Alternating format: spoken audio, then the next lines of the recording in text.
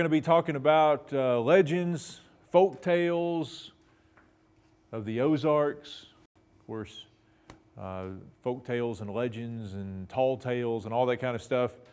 They're not exclusive to the Ozarks, but there's been a lot of the folk tales of the Ozarks recorded over the years. Some of the more entertaining books that have been published, that were published in the 20th century, had to do with Ozark folk tales and tall tales and things like that. We've talked over and over in this class this semester about Vance Randolph, and we will rely heavily on the work of Vance Randolph tonight as we talk about Ozark folk tales. And I think this will be a fun class. I'm going to read a few of the folk tales. Unfortunately, the really good folk tale books are out of print, so we don't use them for class as textbooks, and that's why I end up reading a handful of them in class. But they're short, and we'll talk about the impact of folk tales and the purpose of folk tales and tall tales and legends and things like that in the Ozarks. Before we get there, though, we will meet our usual famous Ozarker. And this time we're looking at the person on your right. So we're not worried about the old man. We're worried about the woman in here. And I pretty much set you up for failure on this one because nobody's going to get this one, and it's a fame that you wouldn't necessarily expect, and that even when she was still around, people probably didn't really know her for this until the very end of her life. Maudie Hopkins, who died, as you can see, died just a few years ago. That was one of the last photos of her, kind of a fuzzy photo. She was considered to be the last surviving Confederate widow at the time she died in 2008. Now, these last surviving widows and this and that, they're always kind of fluid because no one's ever completely certain that there's not somebody out there, in the woodwork somewhere that we just don't know about, because for many years, we didn't know about her, or we didn't know that she was a surviving Confederate widow. I remember reading a book several years ago. It's an interesting book called Confederates in the Attic, and the writer in there talks about, at that time, the person who was believed to be the last Confederate widow. I think it was a woman in Kentucky somewhere, and it turns out that that Maudie Hopkins was at that time. But as you can see, the trick to her longevity as a Confederate widow was the fact that she was only 19 when she married an 86-year-old Confederate veteran, a spry man of 86, William Cantrell. And what would possess a young woman, a teenager, to marry an 86-year-old Confederate veteran?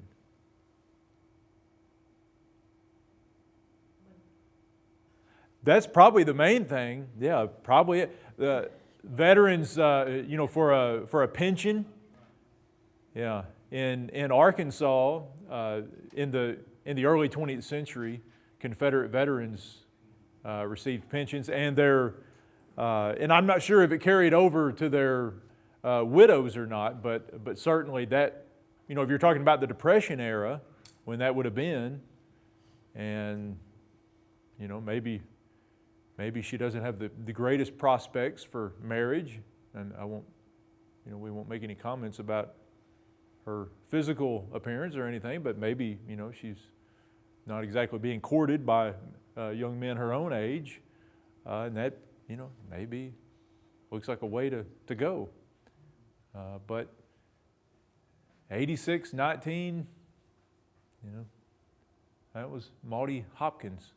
Hopkins, obviously a later married name. I'm not even sure how long her Confederate veteran husband lived after they got married. Our vocabulary word for the day or the evening is, and we're going to pronounce this Queiroz. Queiroz. And it's not the syrup.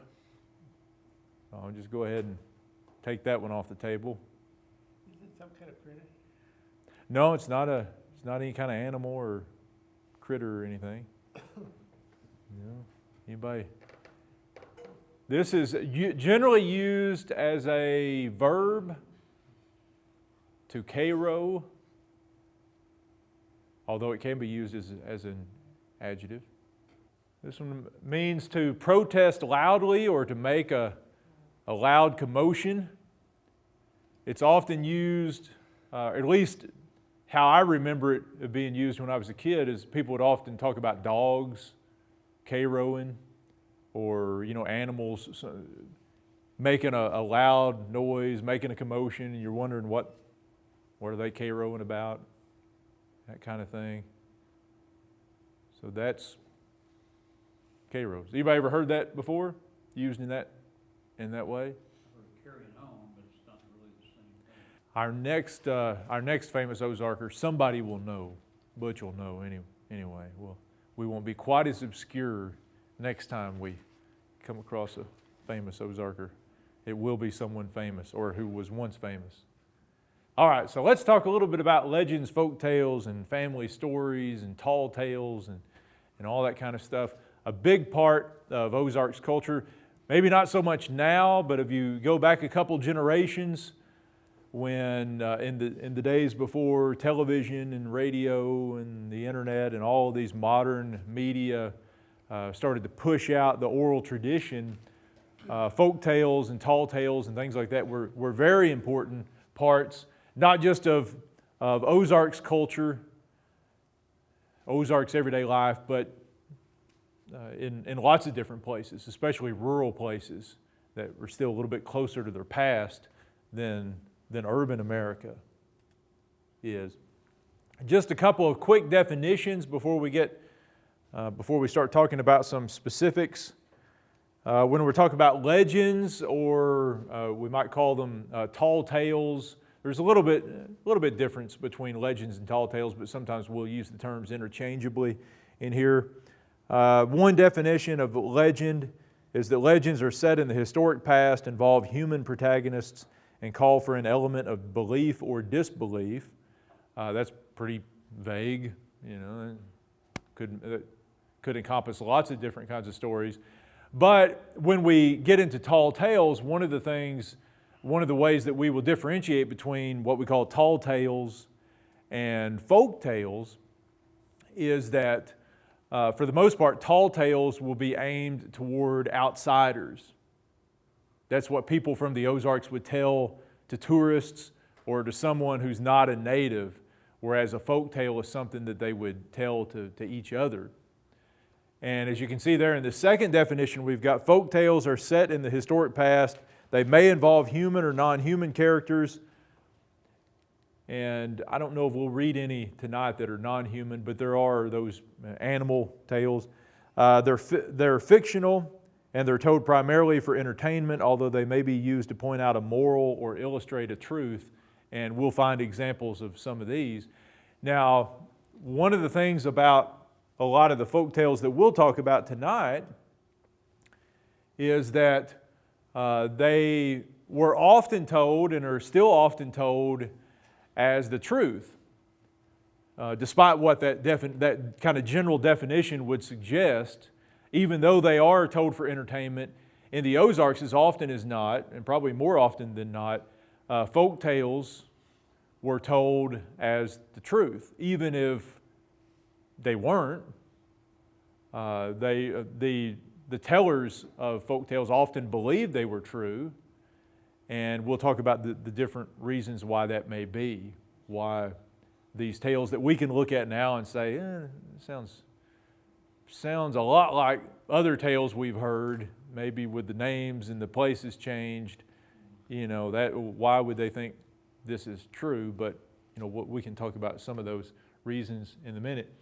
And as I mentioned earlier, legends or tall tales are meant to be told in kind of a winking fashion. And if you can picture back in the 1950s, tourists coming to Branson and going on a float trip or stopping by a store or something like that where the men are out on the front porch whittling and telling stories. A tall tale would be the kind of story that a local would tell to tourists to pull their leg a little bit, maybe to try to pull one over on the tourist, while the other locals sitting around are winking at each other, thinking, this is a big windy. He's spinning a yarn here just for the sake of tricking a tourist or two, that kind of thing. Sometimes the tall tales are so unbelievable that even tourists aren't going to believe them. Sometimes there's just enough of a possibility that they're true, that they're believable, that they might actually snooker a tourist or an outsider into believing them. But as we'll see, a lot of the examples we'll have are such tall tales, such legends that common sense would tell you that they're not true, and they're told for entertainment purposes as well. And one of the things that's true about a lot of these folk tales we'll talk about, if not all of them, is that the folk tales that were common in the Ozarks up until a generation or two ago often had origins going all the way back to Europe. And here we find similarity between our earlier discussion of folk songs, folk music.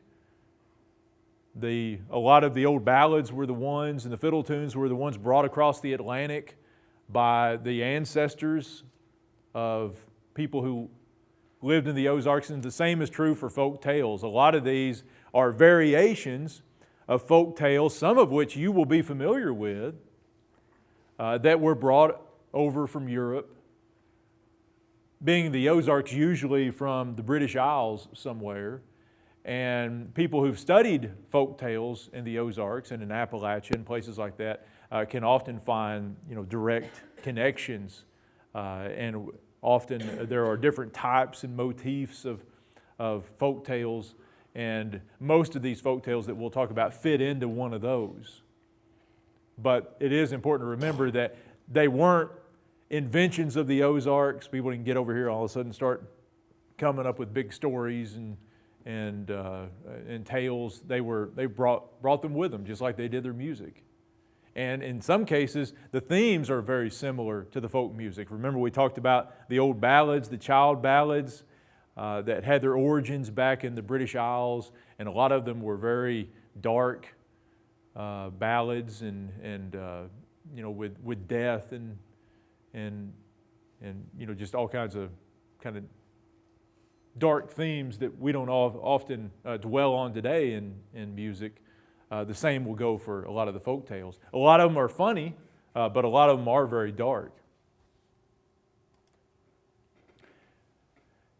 First, we'll take a look at some of the tall tales and the legends. We'll take a look at a couple of the better-known Ozarks legends. They may not be so well known that you've ever heard of them. Has anybody ever heard of the Headless Cobbler of Smollett Cave?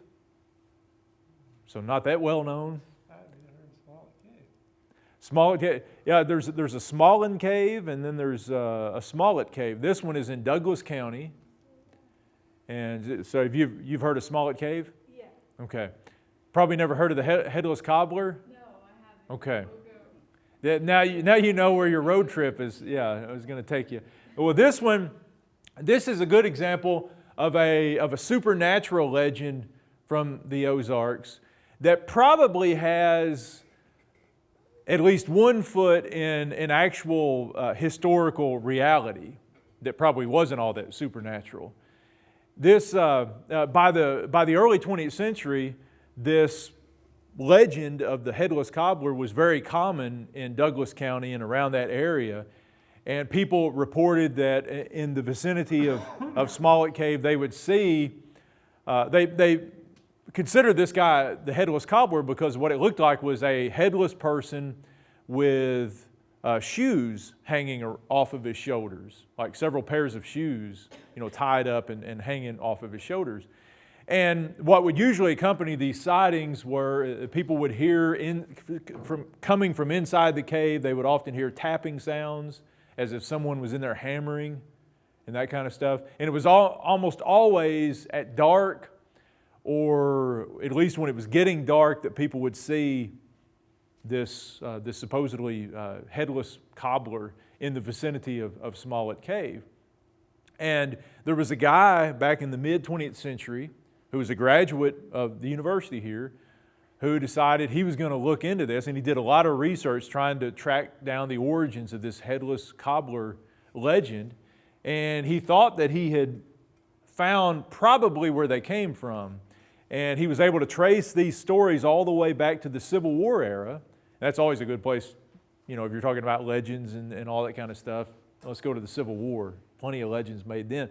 But he found people and found some descendants who told stories about this old fellow by the name of Evans who lived in Douglas County in the Smollett Cave area.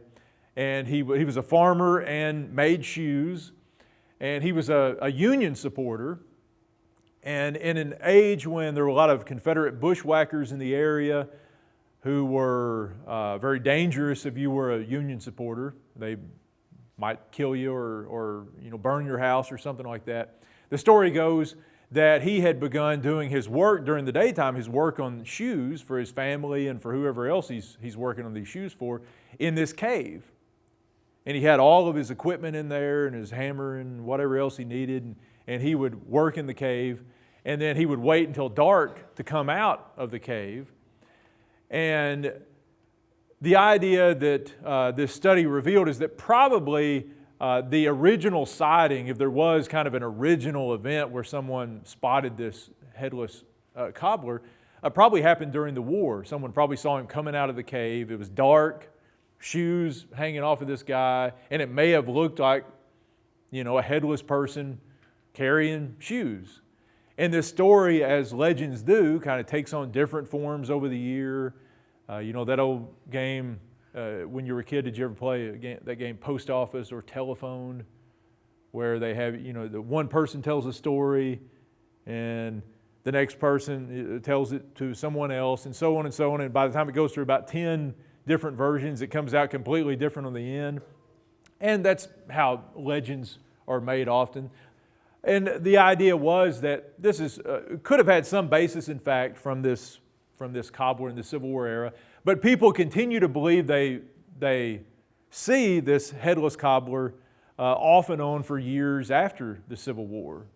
And when this guy was doing his research in the 50s and the early 60s, there were still some elderly people from Douglas County who claimed that they had seen this apparition, this what seemed like a ghostly figure of a headless cobbler, whether or not they actually had. And they had their own legends over what this headless cobbler was doing in this cave in Douglas County. But from as near as this man could find out, it probably had some basis in fact. Not that the cobbler was headless in the Civil War, but that there actually was a cobbler in the Civil War era. And he probably did come out at night draped with shoes and stuff like that. So it's one of those legends that it's probably still, I bet, if you checked around, there's probably still some locals who would. Yeah.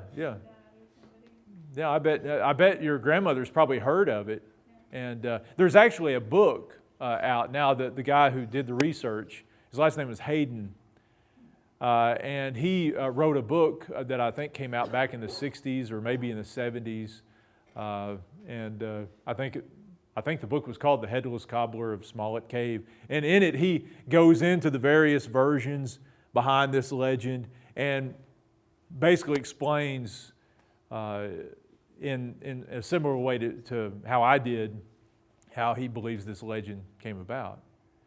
But this is just one of hundreds of local legends that you can get. This just happens to be one that someone has written a book about, so it's a little more accessible. But you go from one place to another in the Ozarks, and there are any number of these legends about one thing or another. And a lot of times they have to do with the local historical events or, the Civil War. And we'll talk about some of these later in the class, some of the different themes that you get.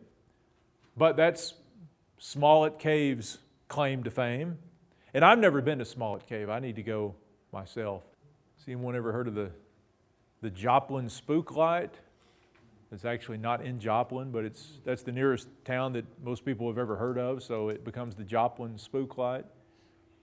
This is one of several light phenomena around the country and around the world that people see and that scientists can't seem to explain why you see this light and why it, it shows up at this same place.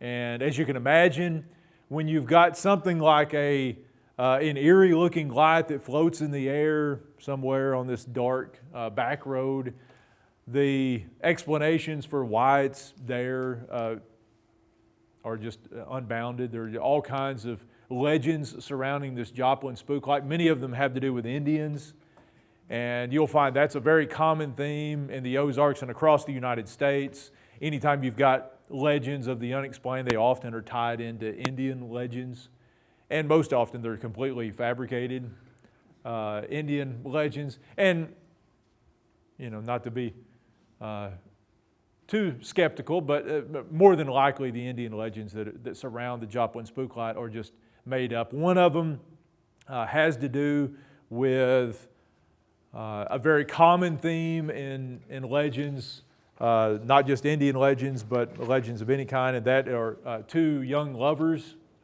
who want to marry, but the father of the young woman says, no, the guy's not good enough for you, doesn't have enough wealth or whatever, and they run off together, and people from the tribe are chasing them down, and they get to a bluff over a river and hold hands and jump to their deaths off of the bluff.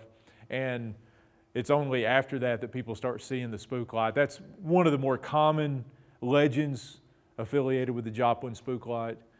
There are other Indian legends. Some have, one of the other common legends is that the spooklight is actually the lantern of an old miner whose family was all killed by Indians in the area, and his ghost to this day is still looking for his wife and children who were killed.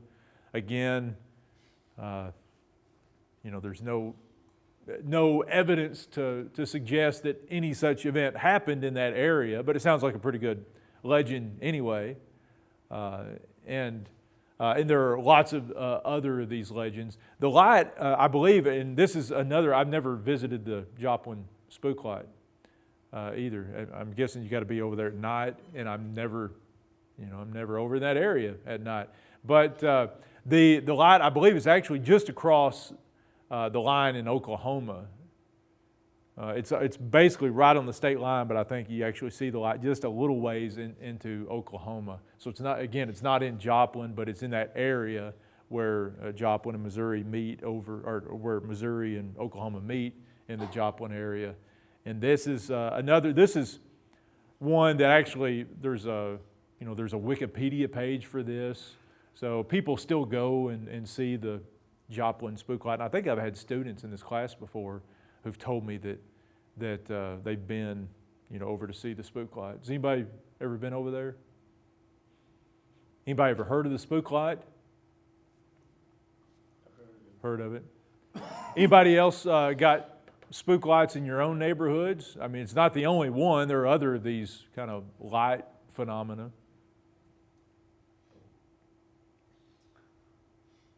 If you did, you didn't know it yet. Not really a night owl. Just leave ghosts where they are, that kind of thing. Yeah. But maybe another thing for a road trip, the old Joplin Spooklight. And I think that you can actually, on the web, you can actually find the highway you take, and you can find directions to where you go to where you can see this spooklight. So, as far as I know, it's another one of those things that has never been completely explained scientifically. So maybe it is an old miner, ghost with a ghostly lantern, that kind of thing.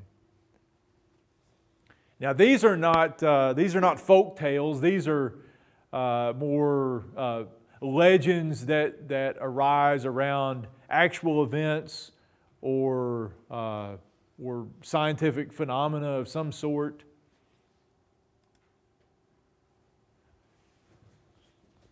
Tall tales are our next topic, and as I mentioned earlier, tall tales aren't really meant to be believed unless they're meant to fool or trick outsiders who come in. Of course, the Ozarks is a place that has a long tradition of tall tales.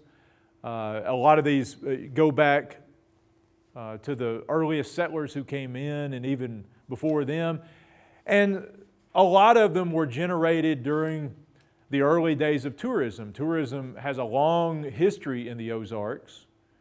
And as you can imagine, Ozarkers have a long history of pulling the legs of tourists who come into the region. We'll even read in a minute a folk tale that has to do with tourists.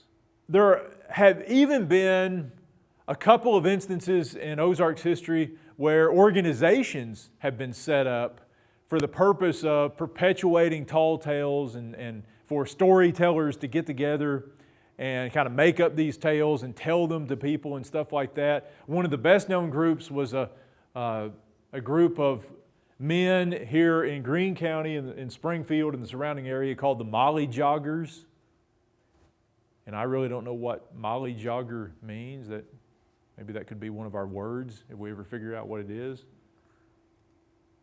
But the Molly Joggers, who were formed in the 1890s here in Springfield, made up of mostly prominent men in the Springfield area.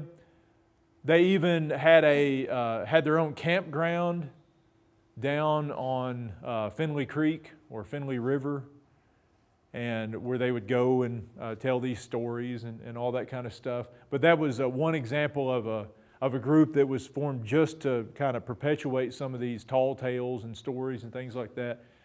One other group in the Ozarks was known as the Post, and it was founded around the turn of the 20th century, around 1900.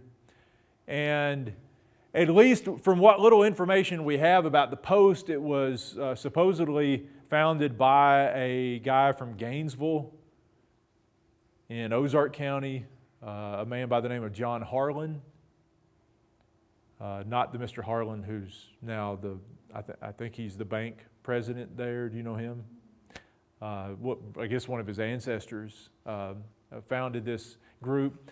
And it was made up of people both from the Gainesville and West Plains area and in between. Again, mostly prominent people from that area who would get together and tell stories. And part of what they tried to do, similar to the Molly Joggers, was tell these stories to outsiders who came into the region and pull their legs. You're talking about 1900. There's just not a whole lot of entertainment.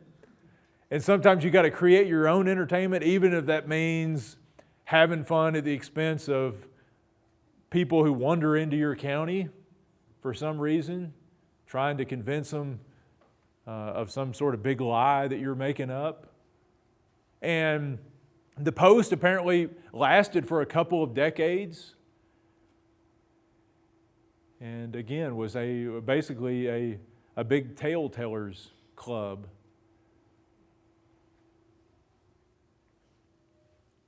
Now, the kinds of stories that qualify as tall tales, these stories that were generally aimed toward an outsider audience, and when we get into the folk tales, you'll be able to better appreciate the differences between folk tales and tall tales. We'll start off with a few tall tales that are at least somewhat believable and that you might be able to convince an outsider that they're true.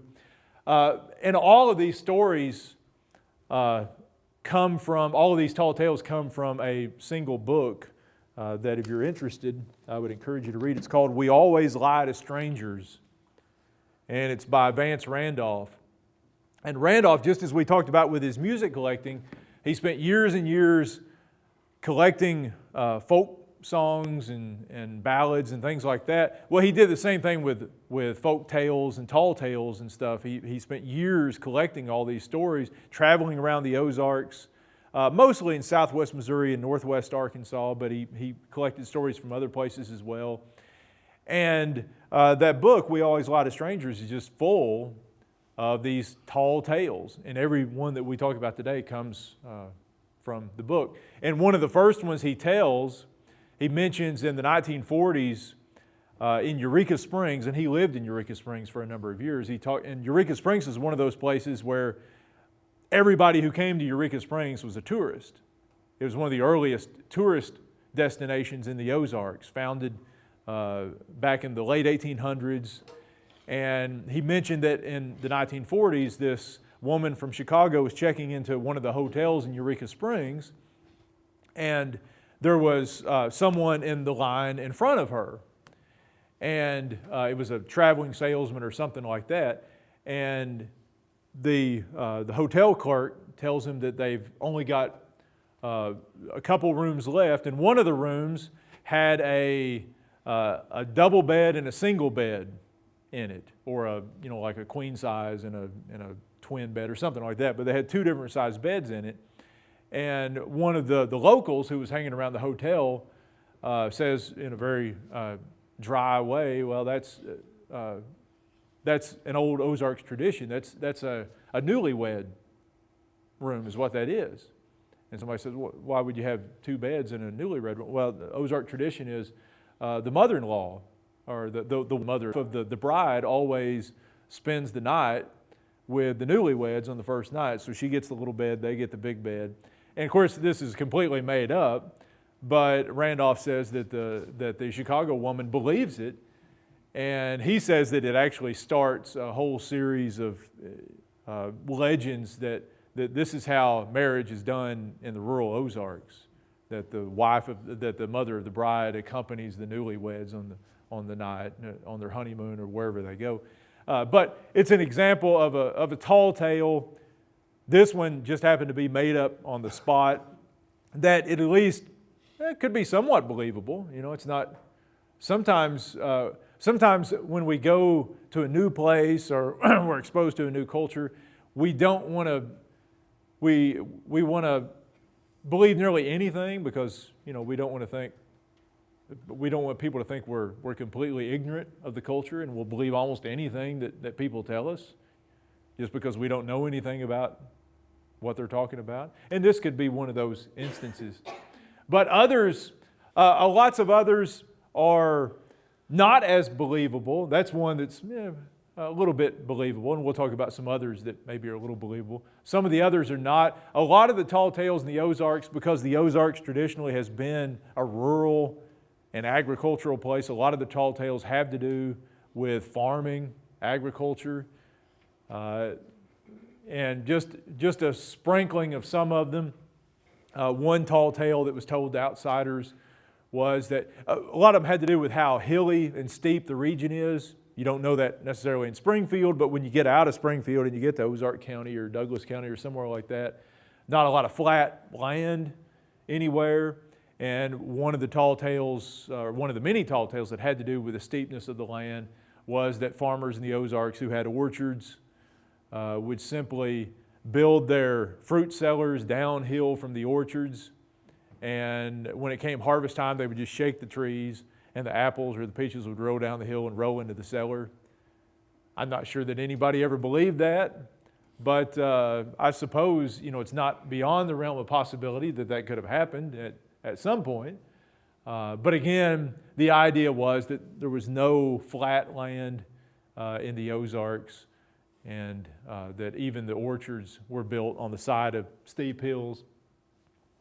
A lot of them had to do with corn. Corn was the most common crop grown in the Ozarks up until the mid-20th century. Everybody grew corn, not just for human consumption, but for animals to eat and for lots of reasons, whiskey to make. Corn was a very, very multi-purpose crop. And a lot of the tall tales had to do with the size of corn. Sometimes the tall tales had to do with how measly and how little the corn in the Ozarks was. Sometimes it had to do with how big. And one tall tale, or one series of tall tales, had to do with corn growing so large that farmers had to climb up the stalks to harvest the corn, to get the ears off. And sometimes you can imagine if the stalk's that big, the ears of corn are going to be really big, and you just kind of knock them off, and you have to roll them around, or haul them with mules and stuff like that. And one of these tall tales had a boy climbing up a corn stalk, and while he was up there, it rained, causing it to grow even more, and it grew so high that they never saw him again. He just never came back. That one, you can bet, had no basis in fact. I don't think that was, not even as close as the Headless Cobbler of Smollett Cave. That was just made up, but one of many variations on the big crop tall tale. You think about it, if you think about a visual form of this that we've all seen, that you can buy, what would you think of, kind of a visual version of the tall tale that you've seen, like at convenience stores and stuff? Beanstalk. A beanstalk. Well, we're actually going to get to the beanstalk in a minute. We're going to look at an Ozark version of Jack and the Beanstalk. But have you ever seen those postcards with like the bass that they've got on a like a bass boat trailer, hauling it out of a lake or something, and it's bigger than the truck, and that's basically what these are. I mean, in the late 20th century, we were selling postcards with oversized mosquitoes on them, or fish and birds and stuff like that. In the tall tale tradition, you're talking about all of these oversized plants or animals, or undersized in some cases. The undersized version of the corn would be bumblebee corn. Has anybody ever heard the term bumblebee corn or bumblebee cotton? And this is just the opposite. It's the idea that in the Ozarks, the dirt is so infertile, the ground is so bad that crops will barely grow, and corn is so small that a bumblebee can sit on the ground and chew on the tassels.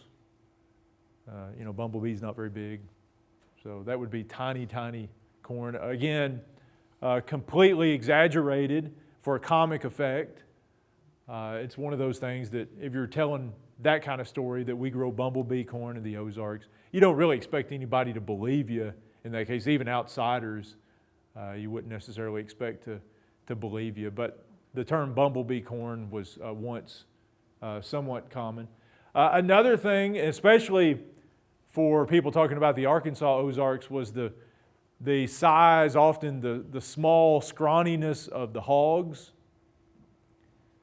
Back in the days of the open range, when pigs ranged out and basically lived in the woods and were kind of razorback looking, kind of wild and woolly looking, there were all kinds of jokes about how small they were, that pigs were carried off by cats, that people would skin a hog and lose it in a pot. It was so small, that kind of stuff. One tall tale was about a guy who rides into town, and he's got 4 hogs, 4 complete hog bodies skinned out and cleaned in his saddlebags, stuff like that. So they're, in other words, they're small, scrawny, not much for them to eat. Not much to worry about. So you get that. And on the flip side, you can also get stories about the hugeness of hogs. So all of these work in different directions. It's just kind of who's doing the telling, who the audience is, that kind of stuff. This is one of my favorite tall tales about the bear. It was in pioneer days, it was not uncommon for bears to swipe hogs to eat. In the days when there were lots of bears around, it's one of the things that farmers often worried about: bears coming and getting your livestock. And one tall tale had a bear who stole a couple of hogs, and by the time he got away from the farmer, he realized these aren't even worth eating. So he actually builds a pen, puts the hogs in it, He then proceeds to spend 2 weeks stealing corn from the same farmer to feed the hogs, to fatten them up before he eats them. And at the end, he decides to just turn them loose because there's no hope. They're too small to mess with. So unless you could picture a bear building a fence and taking care of hogs for 2 weeks, that's probably made up as well. Probably no basis, in fact. Now, this is one that doesn't necessarily have to do, it may have to do with the toughness of pigs, the snake that swallowed a litter of pigs. This is also kind of a snake tall tale, and there are lots and lots and lots of snake tall tales. We all have, or many of us have, fascination or an intense fear of snakes, and so there are lots of tall tales that have to do with snakes, and even folk tales that have to do with snakes. And this one is a guy is walking down the road, and up ahead he sees a 30-foot long snake coming down the road backwards. It's tail first, head. The farmer runs around, chops the head of the snake off, and it keeps going. And then he looks down and he notices that there are these tiny little black hooves coming out of the snake and running down the road. And what has happened, he finally finds out that what's happened is the snake has swallowed a whole litter of pigs. The pigs were so tough that their hooves broke through out of the snake, and they were running back down the road toward home, carrying the snake with them. They were doing that from inside the snake. So this is kind of the heroic pig story. Baby pigs who are so tough that even a giant snake can't get them down. But again, a story like that, most people are not going to believe it, and it's not meant to be believed. It's not told in a style that would be believed. Some other crazy ones that you find in Randolph's book, and these were all ones that he heard, that a farmer was plowing on a hillside somewhere in the Ozarks, and the plow got stuck under a root, which was not uncommon in the Ozarks. And the horses pulled and pulled, and they couldn't get the plow out from under the root. And they finally pulled so hard that they flipped the whole farm upside down and found a coal mine underneath it. Again, not likely to have happened. That probably would have made the papers. But just, the kind of ludicrousness of the tall tale that is meant to entertain and to get somebody going and maybe not to be believed. Planting corn with shotguns. This one goes back to the idea that the hills are so steep in the Ozarks that the only way you could actually plant corn on a hillside was to put your corn in a shotgun and shoot it into the hills. It would hold on that way and then grow out. Another common tall tale in the Ozarks. Here's a good one, the hickory log tale. A farmer in the Ozarks cuts down a hickory tree, and he's cutting it up into a log on the side of a hill, and it gets loose and it rolls down into a holler, and the holler is so steep with the hill, or it's so deep in between these steep hills that the log just starts rolling back and forth.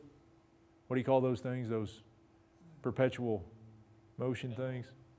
Like a perpetual motion pendulum sort of thing.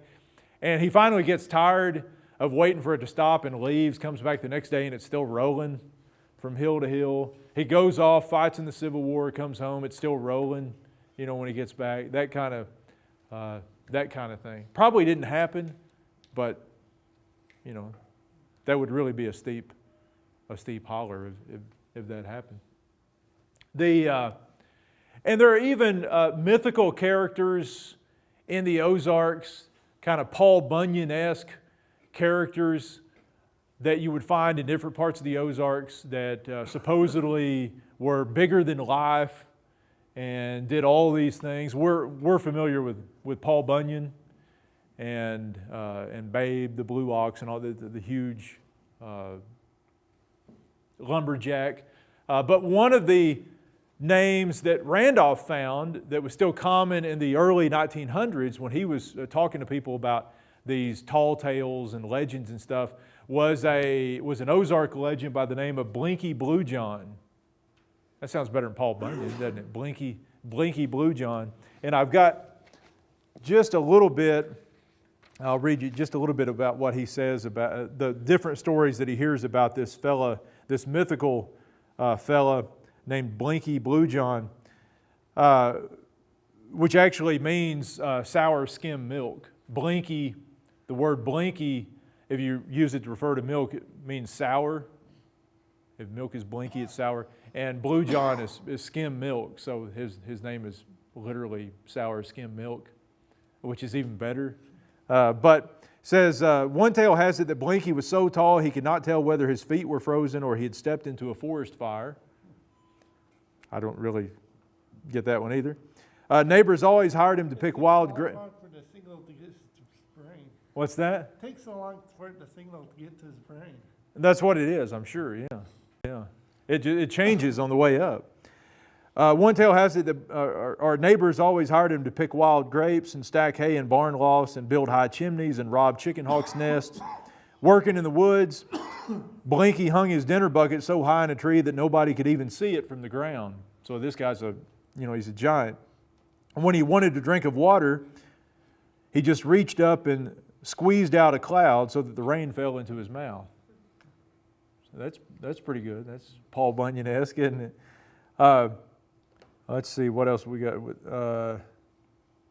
Here's backwoods folks still laugh about the time Blinky was converted, meaning religiously converted, and several preachers got together to baptize him. The preachers belonged to a sect called Carmelites and insisted on total immersion. They tried 3 or 4 rivers, but the bends in all these streams came too close together. Finally, they agreed that Blinky could not be properly immersed in any body of water this side of the Gulf of Mexico. When Blinky heard this decision, he cursed aloud, saying that the Gulf was too far away. After some wrangling, he gave up the whole idea and never joined any church at all. So it goes on and talks about the different exploits of Blinky Blue John. And there are, as he points out, and there are, did I lose a paper out of that? Oh, here it is. There are different names for these kind of fictional characters of the Ozarks, these Paul Bunyan-esque characters. In different places, the name might be different. I don't remember hearing any stories like this when I was a kid. I came along too late. That age of tall tales, I guess, had passed in the community that I grew up in. But at one time, in lots of places, especially in the rural Ozarks, you would have found these sets of tall tales that you would have found all across the country. We just had, the Paul Bunyan stories have been immortalized and have squeezed out a lot of the other more local, regional characters. You got characters like Pecos Bill. Has anybody ever heard of Pecos Bill? Who's like a Western Texas type character. And cowboy, super cowboy type character. And even in the Ozarks, you had a lot of these. They were almost always super men, ridiculously super or large men.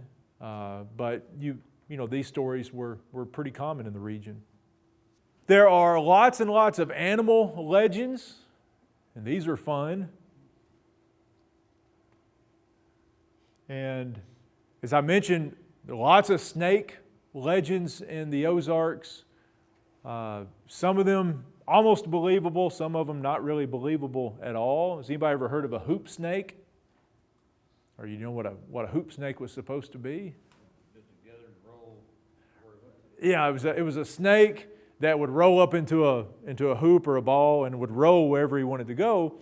The extension of the hoop snake legend was that the hoop snake also had like a horn or a stinger on them, usually on their head or their tail one, and that's how they would kill stuff, that they would roll and then sting or stick something wherever they got to. There weren't that many stories about people being stung by these hoop snakes, but there are all kinds of tall tales, legends associated with things that the hoop snakes had stung. One story had a hoop snake rolling down a hill, stinging the wooden wagon, or the wooden tongue of a wagon, and after the wagon had gone a few hundred yards, the horses couldn't pull it anymore because it was so swelled up. So the hoop snakes were supposed to be very, very poisonous, so poisonous that they could kill a tree. If they stung a tree, that within a short time the leaves would fall off and the tree would die. Even dead wood, like a wagon tongue, would swell up, that kind of thing. But that's what a hoop snake was. And those were very, very common legends, tall tales in the Ozarks. Now, the coach whip is a real snake, and the legend that is associated with the coach whip is what? Somebody may actually know this. What does a coach whip supposedly do to people? A lot of people believe that a coach whip would actually whip people with its tail, would chase people, and then try to whip them. And if you've ever seen a coach whip, they're really fast snakes, and they get long. You often see them out in kind of open country like hay fields and stuff like that. And they're so fast that I'm sure that they've given the impression that they were chasing people before, because they really take off and go. And they're a sort of different color. The front of them is different color than the back of them. Kind of neat looking snakes. But that was just one of the legends. There are lots of legends to do with actual kinds of snakes, things that they supposedly do that they probably don't do. You know, I've never been whipped by a coach whip. I don't know that I've been chased, but I've actually chased them before. They will run from you. They'll run up a tree. I've thrown rocks at them, trying to knock them out of a tree. I don't know why I did that, but you know, I'm not going to do that anymore. But you know, in case the coach whip God is listening, you know, I won't do it anymore. But that's coach whip. Now, the next group, these are mythical creatures, and you might be surprised at just how many mythical monsters there are roaming around the Ozarks. Now there are actually more than these, just some of the better. The Queiroz may be the best known or the most common mythical monster of the Ozarks. But you've got lots of the Jimply-Cute, the Hickle-Snoopus, the High Behind, the King Doodle. You know, it's just worth having the names up there and saying them every once in a while. The Gollywog, the Side Hill Hoofer, the Galoopas. What did the Queiroz do? The Queiroz, I've actually got one reason the Queiroz became well known. And right, you need to watch out for this. This one actually made newspapers in the late 1800s. Probably, well, as you can imagine, it seems that somebody was having some fun with a reporter, you know, at his expense. But this, in January of 1897, the Arkansas Gazette, which was a newspaper in Little Rock, reported this story from the Ozarks. It says, William Miller, a Little Rock businessman who had been traveling in the Ozarks in northwest Arkansas, told this reporter of a horrible monster known as the Queiroz. Or it could be Goro, but I think it's pronounced Queiroz. Its name came from the noise it made during its nocturnal depredations. The creature had been slaughtering livestock and pets in Searcy County and Calf Creek Township. Miller formed a posse that tracked the Queiroz to its lair, a cave littered with animal skeletons and even some human remains. As they waited to ambush the monster, they heard it emerge from a nearby lake, causing the earth to tremble as it made its way toward them. The Queiroz perished after several volleys from the posse. Before its death, it ripped up several trees and tore off the leg of one of the posse members.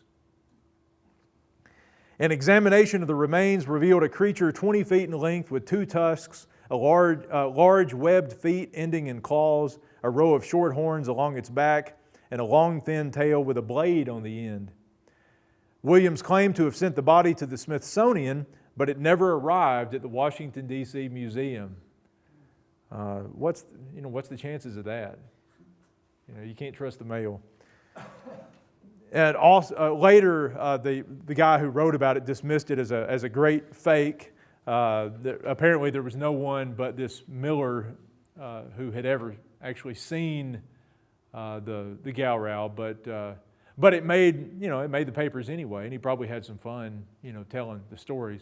But this wasn't a lone sighting, or it wasn't the only person in the world who made this up. The Gowrow was already there was already the legend of the Gowrow in the Ozarks, and Randolph found these stories in lots of different places. People who would talk about this huge kind of Loch Ness monster type creature, and but that was one of the probably the best known of all of them, and but all of these characters were often had different characteristics, and they were different mythical creatures for different parts of the Ozarks. Randolph heard some people describing this high behind, which was a huge lizard that was described as being as big as a bull, but with much longer back legs than front legs, thus the name high behind. And the high behind supposedly lay in wait at night and ate up humans like a toad eating flies. So not something you would want to come across, I'm pretty sure. And the high behind also was supposedly able to suck in its belly, make itself skinny, and hide behind a tree and wait for somebody to come by. So even though it was huge, it could sort of slim up, for the purpose of waiting on prey. A king doodle was a giant mountain boomer. Does anybody know what a mountain boomer is? I should have saved that one for one of our Ozark vocabulary terms. A mountain boomer is a collared lizard. Anybody know what a collared lizard is? We always call them glade lizards.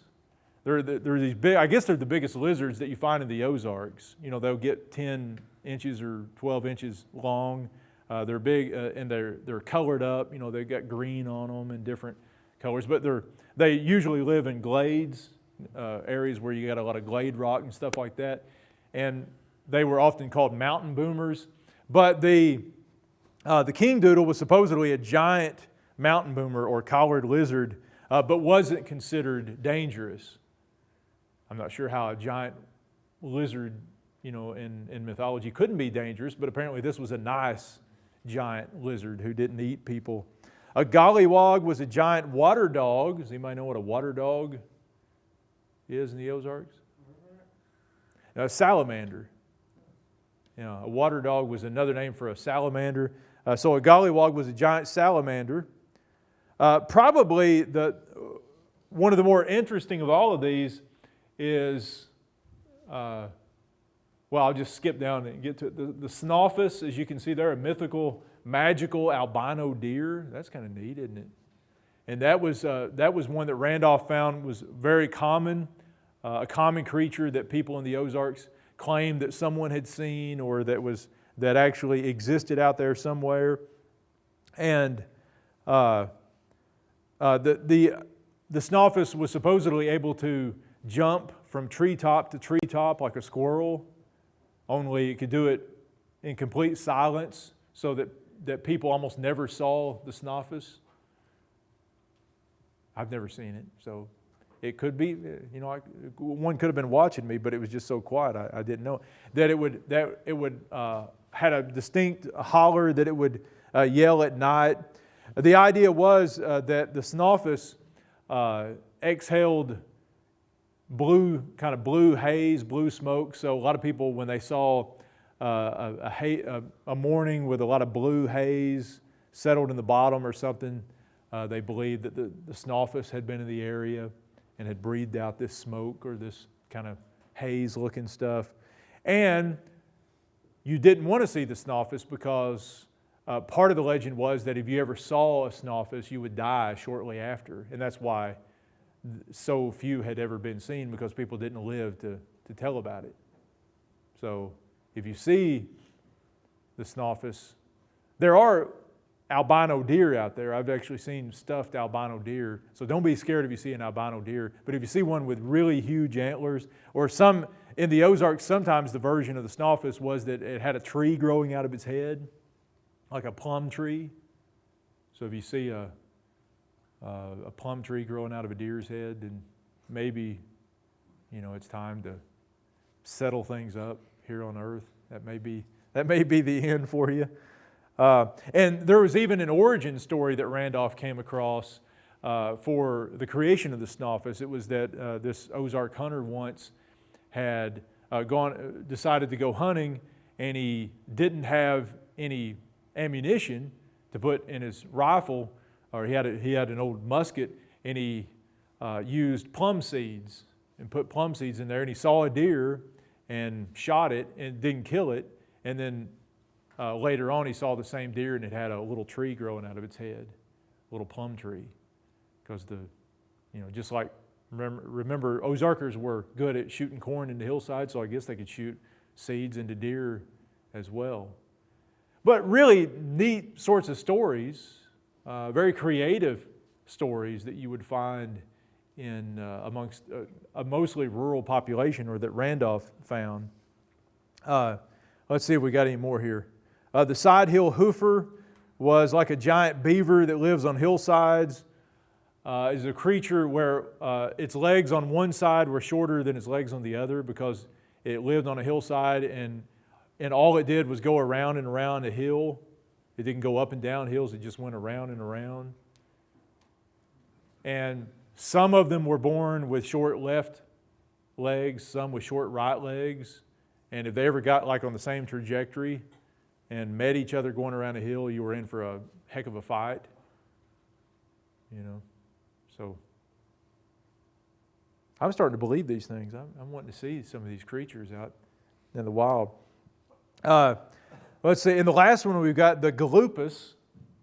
Yeah, the galupus is up there. The galupus was a big black eagle that people saw that lived on the bluffs along James River. So it was a southwest Missouri creature. The galupus was a big black eagle that laid square eggs. Yeah. And indeed. The idea, or part of the legend, was that the guys who were the float guides on the James River, and this again comes from Randolph's book, the float guides were the ones who often perpetuated this story, because they were locals who were telling these tall tales to tourists coming in to float the river. And it was said that the locals would steal these eggs and would paste playing cards on the sides of them and sell them as dice to the tourists who came, as huge dice, because they were square to the tourists who came into the area. So, even better. Right. And then again, I forgot, I gave the hinge-tailed Bing buffer its own line, because why wouldn't you want to single out the hinge-tailed Bing buffer? The large hippopotamus-looking creature that had a pouch underneath its mouth, a pouch kind of on its chest, in which it kept rocks. And when it got angry at something, it would take the rocks out of its pouch with its long tail and fling them at whatever it was. So, again, most of these creatures you probably don't want to come into contact with. And if you do, maybe they exist, but you might want to check just to make sure your faculties are all together. If you're on a fraternity retreat or something, that could explain why you're seeing the Bing buffer. You never know what you're drinking or doing out there. And then the last one, the belled buzzards. Anybody ever heard of a belled buzzard? This is another one you don't want to see, because you will die soon after encountering the belled buzzard. This is a buzzard. Does everybody know what a buzzard is? Okay, it's what we call vultures in this part of the country. There's some of them have red heads, some of them have black heads. The belled buzzard is a buzzard that for some reason has a bell around its neck or something that makes a bell noise. And so you actually hear it before you see it when it's flying over you. And that's part of the legend that a belled buzzard is sort of like the Grim Reaper. It finds you when it's your time, and the bell lets you know you're not long for this life. And so that's something you don't want to come into contact with either. It makes sense that a buzzard would be responsible for letting you know that your time's over. You know, that's kind of buzzards, scavengers, they kind of clean up death.